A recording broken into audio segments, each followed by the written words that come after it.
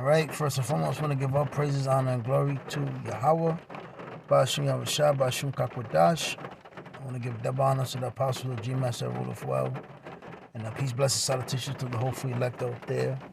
This is Shukwaka Rob from GMS, Virginia. Lord's will, the rain doesn't interfere with the noise and the sound of the video. And this is one of your presidents, Woodrow Wilson, in Race in America. Just a little history on Esau and his hatred. And this is not too far long ago. As Esau proclaims and whatnot. What you see here today is the build-up and the continuance of Esau's hatred. The reason why Jake is messed up and displaced and, ultimately fighting against each other is due to the witchcraft, the sorcery, and the wiles of, Esau. So it says Woodrow Wilson record on race relations was not very good. So-called African Americans welcomed his election in 1912, but they were worried too. During his first term in office, the House passed a law making racial intermarriage a felony in the District of Columbia, D.C. His new Postmaster General also ordered that his Washington offices be segregated, with the Treasury and Navy soon doing the same. Suddenly, photographs were required of all applicants for federal jobs. When pressed by black leaders, Wilson replied, the purpose of these measures was to reduce the friction. It has as far as possible for being a movement against the Negroes. I sincerely believe it to be in their interest. And there's some African-American troops, 1917, 1918. At the end of the day, there's no denying, and you cannot lie. Jake, so-called black men in America, they contributed a lot to this society. But is that considered? No. We're still called niggers, lazy, good for nothing. Our image has been ridiculed and broken to basically to nothing. And out of all the atrocities and the adversities we had to go through, instead of Esau, trying to be fair, but we understand why he isn't. But on the wide scale, on broad surface, Esau comes and plays as if he's fair. He wants to show equality, but Esau isn't even equal. Esau isn't even fair with his own people. When you look at a lot of these presidents, they all basically was for the elites. So Esau, the top bankers and the elites, they pretty much do Edomite, a whiteface in the office of a president, just so that you can keep your eyes and attention on them, while in the whole time in the back, the top bankers are scamming and raping and pillaging and taking all the resources for themselves, the top bankers, and allowing the average Edomite to basically decay away. And this is why, the North and the South had tensions and beef. So it says, as President Wilson confronted a new generation of so-called African-American leaders, men like William Monroe Trotter, W.E.B. Du Bois, and Marcus Garvey, who had begun to challenge their more conservative elders in the exploitation and assumptions of much of white America. Du Bois was born in Great Barrington, Massachusetts in 1868, a town with few black citizens. Thus, Du Bois, whose family was the only when I say the black, we should know by now, I'm talking about Judah, the so-called so-called blacks of the tribe of Judah. So it says, one in the local congregational church only muted prejudice growing up. Only when he ventured into the world as a teenager and a student at Fisk University in Tennessee did he fully encounter what he called the whole gorgeous gamut of the American Negro. His faith shifted slowly from Christianity to a belief in the genius and cultural power of the black race. The sixth black man admitted to Harvard, he earned his degree in European philosophy and graduated with honors. He was no longer Willie, but the fiercely proud W.E.B. Du Bois. A personal and political antagonist to Du Bois, Garvey was both a visionary and a manipulator, a brilliant orator and a pompous autocrat. Following his 1917 immigration from Jamaica, Marcus Garvey led the largest black organization America had ever known. His Universal Negro Improvement Associated promoted ambitious goals: racial unity, economic independence. So again, you got to understand, yes, Jake was, ultimately coerced to be integrated among the society, but you got to remember, as a whole, we were always conservative, meaning we always wanted our own. Prior to the black exploitation, 1970s, Jake always had vouched and wanted their own dollar, their own schools, their own businesses, their own opportunity and chances to have a job, to create their own jobs and not depend on the goddamn Edomites. But in all, they didn't want to. Basically, Jake didn't even want war with Esau. They pretty much just wanted, a fair share of the piece of the pie. But now Esau said, "Oh, fuck that. I'm not letting you niggas get nothing on your own. Y'all niggas gonna serve, worship, work for me, and I do as that, and y'all gonna do as what I say." And that's when the tensions have brought up. And see, a lot of Jakes in this modern day, they don't understand all the atrocities and the build up to the hatred and the confusion and the dysfunction of these ghettos and the slums and the favelas and the caseríos. They don't understand why they came about, but these are all of the wiles of Satan. So it says, Salaki. The association with Salaki.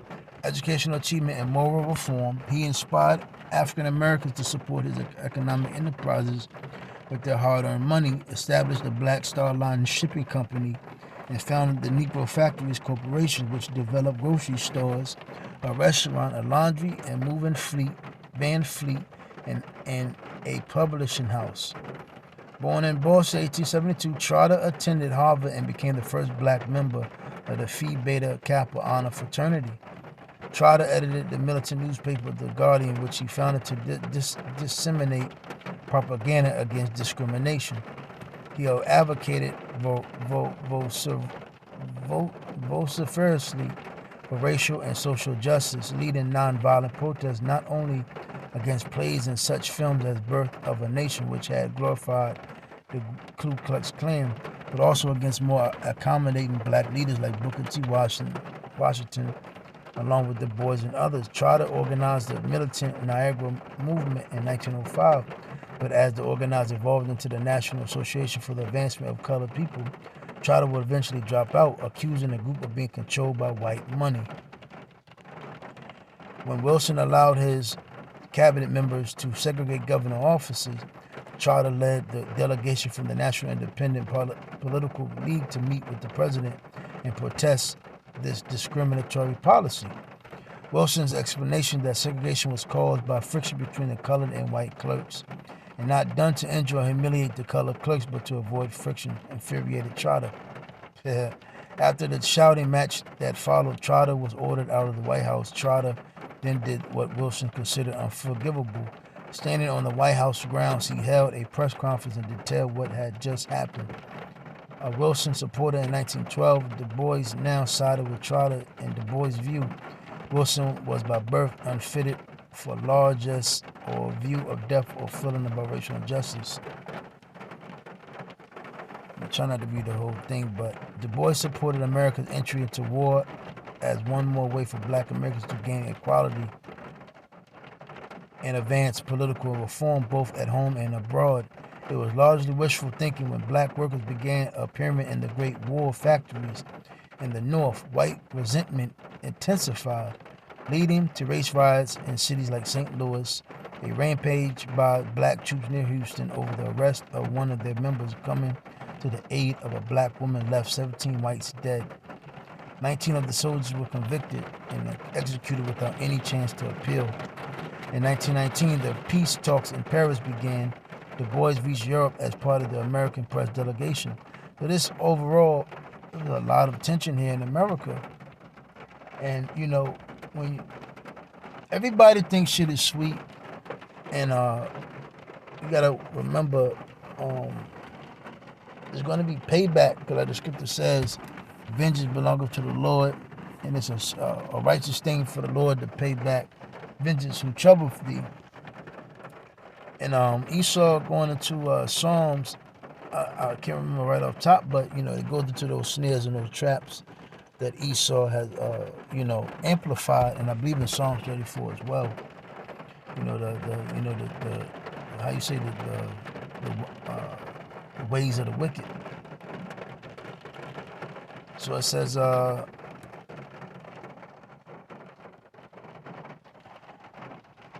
try to deny a passport by Wilson's State Department had to obtain a job on transatlantic steamer as a cook. In order to get there, he appeared at the conference as a delegate from two groups pressing for more racial justice in the post-war world. Du Bois quietly pressured the French to mount a 3-day Pan-African conference with its finest president in a circle. He also met with Wilson's advisor, Colonel House of the matter, but predictably nothing came of it. Okay, last part. Du Bois, Charter, and Garvey continued their efforts in the fight for civil rights long after Wilson was gone. Marcus Garvey was permanently deported from the U.S. in 1927 after a vicious campaign by the federal government and the other black leaders who discredited him. Yet Garvey's legacy extended directly to later civil rights activists like Malcolm X, whose parents had been Garveyites. By the time of his death in 1934, Charter had become increasingly marginalized because of his strident unwillingness to work with established groups, but his use of nonviolent protest was adopted in the civil rights movement in the 1950s and the 60s. Du Bois lived long enough to become increasingly radicalized, both embracing communism and leaving America for Ghana in 1959. He died there 4 years later at the age of 95. So again, you had a lot of Jakes that, at one time, they had good intentions. They wanted good intentions. They wanted their peace and they wanted their sovereignty. But again, we're dealing with Esau here, the fucking devil. I'm gonna bear with me one moment.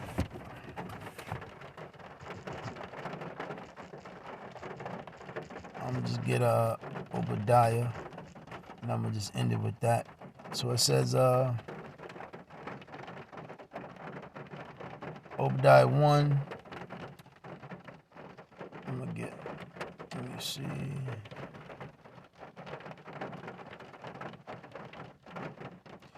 I'm gonna start at verse 10. For thy Obadiah 1 and 10. For thy violence against thy brother Jacob, shame shall cover thee, and thou shalt be cut off forever. So it's going to be a pending judgment that's going to happen to Esau. And when you look at the history of Esau, there's a book called Petra the Day. It goes off at the end, but it shows a lot of history about how Esau always hated and envied Judah and Israel. And ultimately, when he had a chance to get Judah, Esau was on his ass, on Judah's ass, man, southern kingdom. So it says, in that day thou sittest on the other side, in the day that the strangers carried away captive his forces, and foreigners entered his gates, and cast lots upon Jerusalem, even thou was as one of them.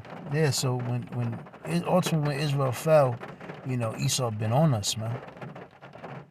And then at one time we got back to control, and then when they came back into power after the Renaissance, it's been a ball game ever since. On Esau, that hatred and that gridlock. But thou shouldst not have looked on the day of thy brother, in the day that he became a stranger. Neither should thou have rejoiced over the children of Judah in the day of their destruction. Neither shouldst thou have spoken proudly in the day of distress. And that's what Esau does, man. He continues to do so to this modern day.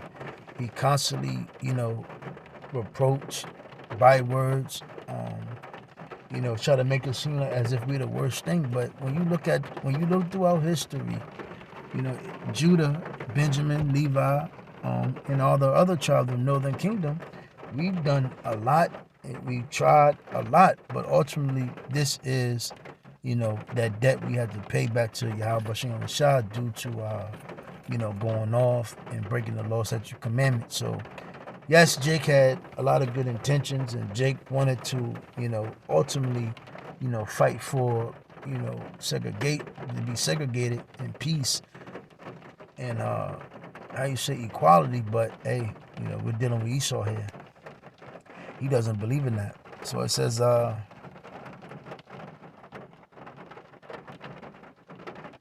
shouldest not have entered to the gate of my people in the day of their calamity, yet thou shouldest have not looked on their affliction in the day of their calamity, nor have laid hands on their substance in the day of their calamity, to the point where even Esau has taken our identity. Going into Jeremiah 7:14, Revelation 2:9 and Revelation 3:9.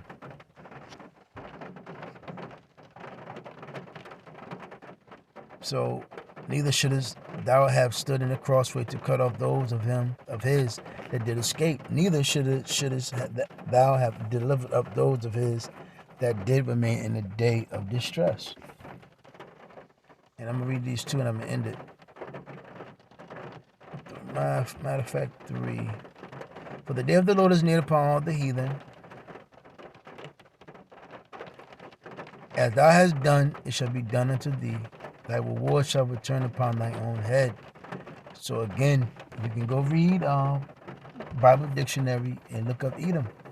Edom is one nation that the Lord is not going to have mercy for. I don't give a fuck what one body says. So it says, for as ye have drunk upon my holy mountain, so shall all the heathen drink continually. Yeah, they shall drink and they shall swallow down, and they shall be as though they had not been. So yes, they seem as if, their foot is so sure, their foot is so planted, they got so much power and might. But ultimately, it's going to be through Yahweh Shai that Esau is going to be broken, and that we will get our control back again. But those words was edified with a little bit of the history of Esau. But, hey, Shalom.